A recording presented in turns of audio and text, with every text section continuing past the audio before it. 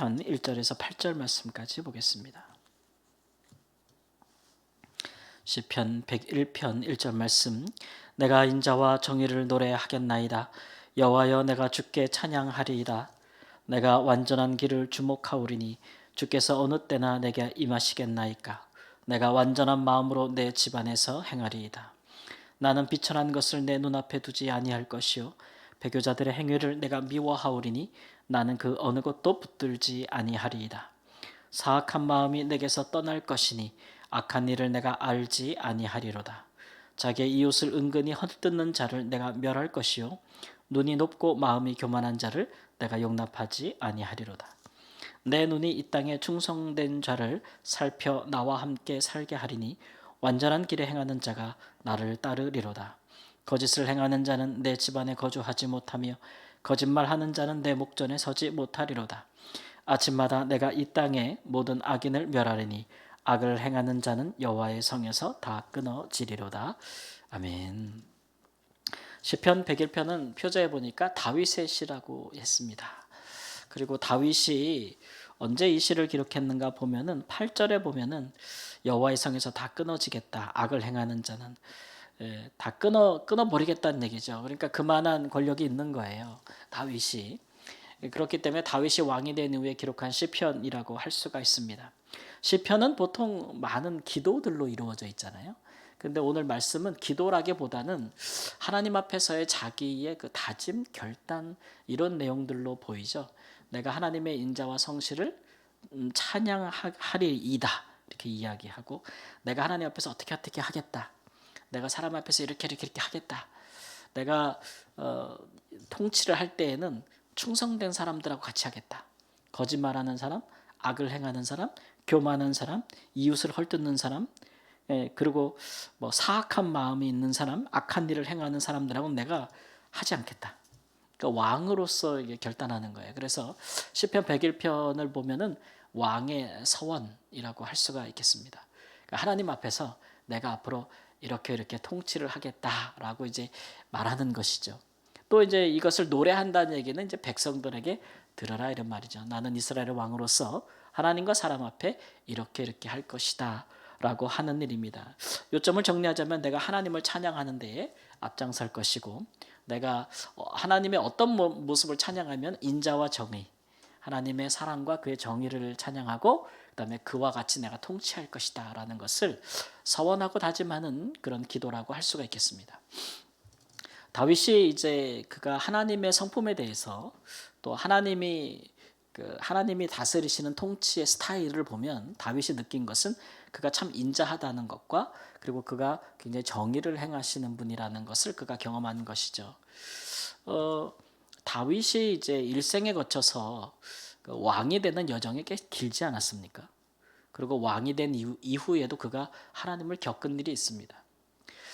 먼저 하나님은 다윗을 왕으로 세우심에 있어서 굉장히 정의로우신 분이셨어요. 그러니까 다윗이 왕이 되는 이 쭉 과정을 보면은 하나님께서 다른 나라에서 보통 일어나는 것처럼 뭐 이렇게 피를 흘리거나 또는 선왕을 죽이거나 뭐 쿠데타를 일으키거나 아니면 뭐 그 반역을 일으켜서 왕좌를 찬탈하듯이 그렇게 하나님께서 다윗이 왕이 되게 하지 않으셨습니다.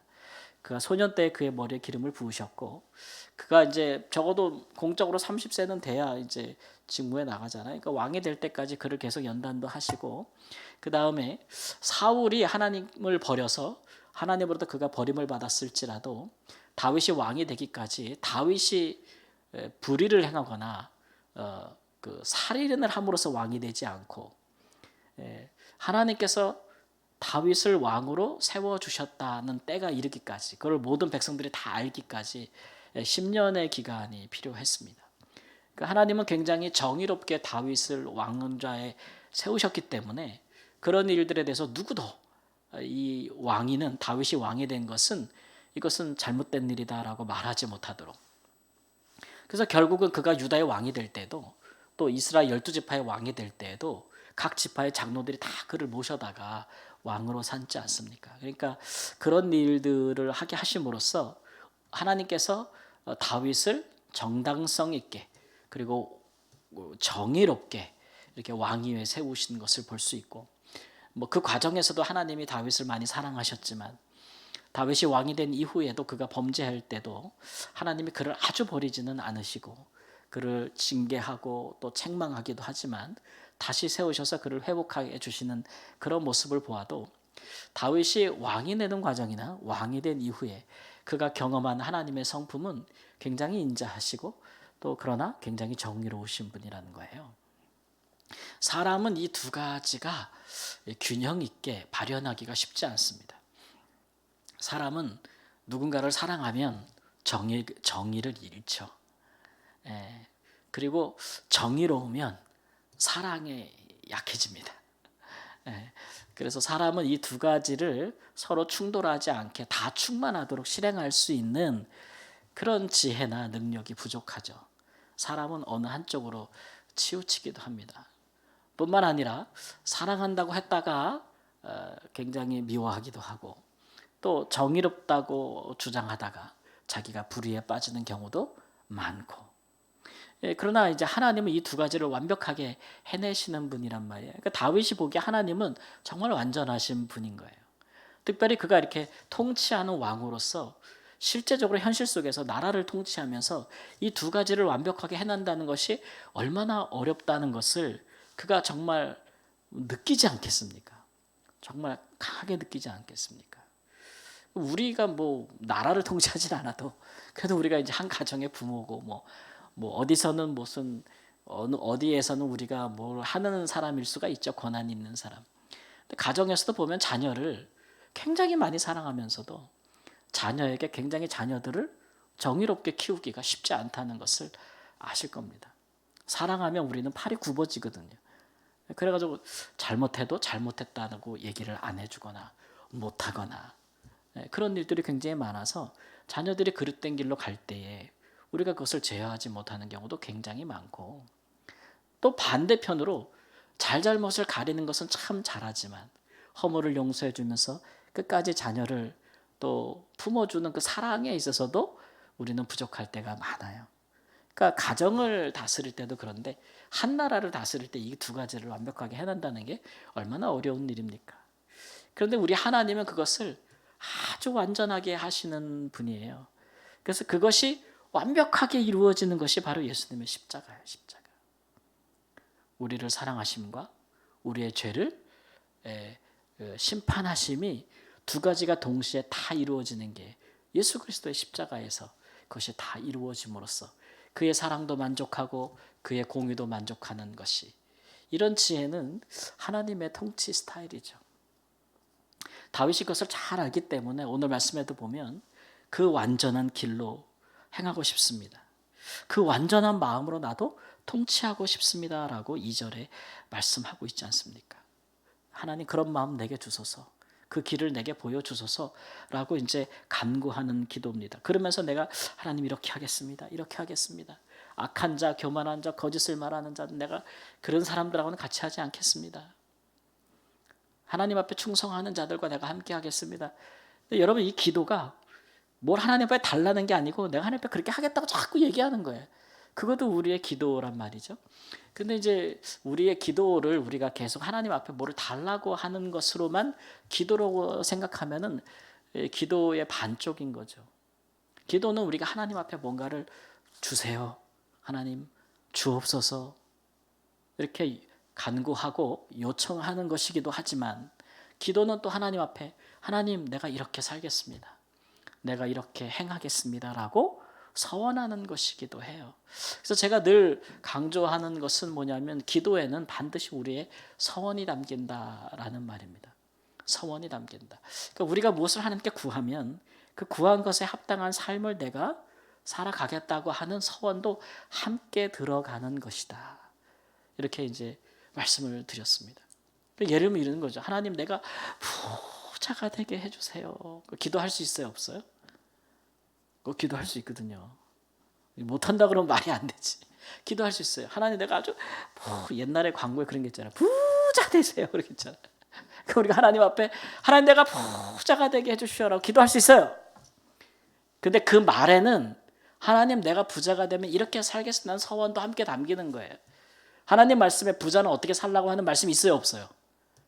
있어요, 없어요? 있잖아요. 부자 어떻게 살아야 돼요? 어떻게 살아야 돼? 부자 어떻게 살아야 돼요? 부함을 자랑하고 부함을 쌓고 살라 그랬어요? 아니에요. 부한 사람은 하나님 나라를 드리고 어렵다 그랬어요. 그래가지고 부자는 자기가 부한 것을 자꾸 팔아서 가난한 자들에게 나눠주고 하나님의 나라를 위해서 살지 않으면 자기가 하나님 나라에 들어가기가 어렵다 그랬단 말이에요. 그러니까 내가 하나님 내가 부자 되게 해주세요라는 기도에는 그러면 하나님 내가 이것을 팔아서 가난한 자들을 돕겠습니다. 선교하겠습니다. 구제하겠습니다라는 서원이 함께 들어가는 거라고요. 근데 우리의 기도가 이것 빼고 이것만 구하니까 그게 문제인 거예요. 문제인 거예요. 기도의 정신은 그런 게 아니라는 거죠. 우상하게 기도하는 것과 다른 이유가 바로 거기에 있어요. 우리 하나님께서는 우상하고 달라요. 그러니까 하나님이 제일 다른 점 뭐냐면 우리 뜻도 있지만 하나님 뜻도 있단 말이에요. 그러니까 우리가 뭘 달라고 하는 건 우리 뜻이에요. 그러니까 주면 뭐 그러면 어떻게 할래? 이거는 하나님 뜻이에요. 그래서 이 두 가지가 기도 속에서 함께 어우러지는 것이 그게 신자들의 기도거든요. 그래서 하나님 앞에 우리가 온전한 기도는 이 다윗의 기도의 모범을 따르는 것이 중요합니다. 다윗이 늘 하나님 앞에 하나님 내가 이렇게 하겠습니다. 이렇게 하겠습니다. 이렇게 하겠습니다. 이런 기도를 많이 드렸기 때문에 그가 이스라엘 왕 중에서 하나님 보실 때 그는 마음이 정직하고 정말 성실히 행한 왕이다. 의로운 왕이었다라고 그래서 그렇게 평가가 남는 거예요. 다윗이 어떻게 그렇게 살 수 있었을까요? 많은 그 심각한 약점도 있고 범죄도 저지른 왕이었는데 다윗도 그럼에도 불구하고 그가 그 일 외에는 하나님 앞에 항상 정직하고 성실했다. 의로웠다라고 평가하는 것은 그렇게 할 수 있었던 그가 그렇게 많이 기도했기 때문에 그래. 우리 중에서 아마 누군가가 이렇게 잘 되다가도 다윗과 같은 범죄에 한번 탁 걸려 넘어져서 부정한 행위, 부정한 성적인 행위를 통해서 도덕적으로 문제가 되거나 집안에서 완전히 무슨 권력 다툼이 일어나가지고 막 그냥 집안이 막 엉망진창이 되고 형제들끼리 서로 죽이고 막 이런 일이 일어나잖아요. 자식들 아들 사이에 다윗의 집안에 만약 우리 가정에 그런 일이 있다고 생각해 보세요.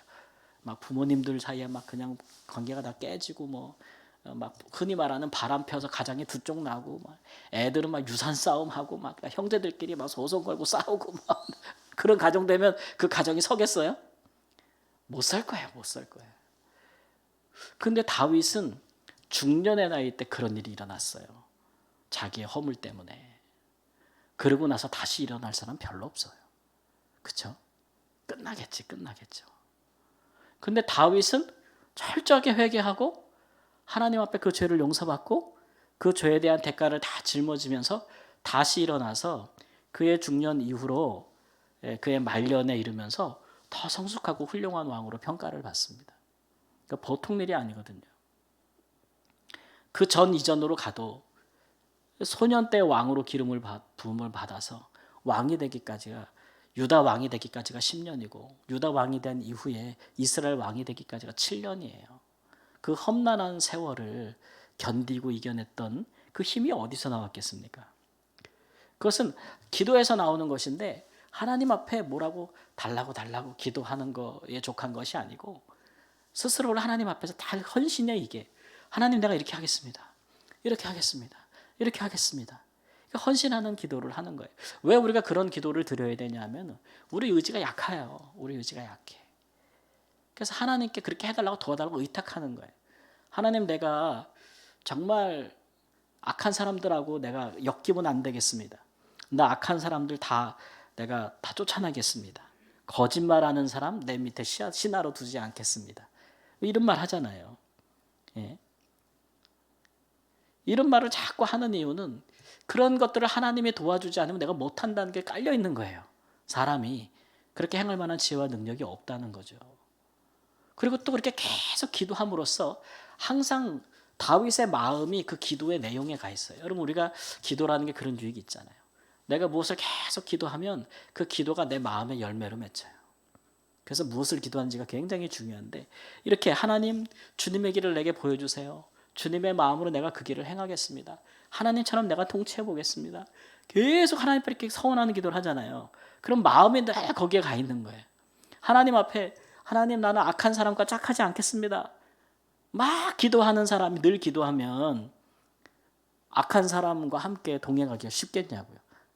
하려고 할 때마다 그 마음에서 기도한 바가 생각이 나고 예, 이거 아니다라는 마음이 들 거 아닙니까? 기도가 그런 유익이 있거든요. 그러니까 우리가 기도라는 것을 하나님 앞에서 하나님 뭘 주세요 주세요라고 기도하는 일 반이지만 절반은 하나님 내가 하나님 앞에서 이렇게 하겠습니다. 이렇게 하겠습니다. 이것을 행하겠습니다. 계속 이렇게 서원하는 것도 굉장히 중요합니다. 그것이 우리의 기도가 가져다 주는 굉장히 큰 절반의 유익인데 우리가 그런 것들을 소홀히 하면 뒷부분이 빠지게 되면 그건 이방인들이 구하는 거랑 똑같고 우상에게 구하는 거랑 다를 바가 없어요. 뒷부분이 들어가야 돼요. 뒷부분이. 그래야 우리의 기도가 정말 살아계신 하나님의 뜻을 따라 하는 기도가 되고 또 내 뜻도 있지만 하나님 뜻도 구하는 것이 되고 하나님 앞에서 우리 자신이 헌신하는 것도 기도가 되기 때문에 이런 기도의 또 다른 면모를 우리가 좀 잃지 아니하고 중심을 찾아갈 수 있기를 우리 주 예수님의 이름으로 축원합니다. 아멘.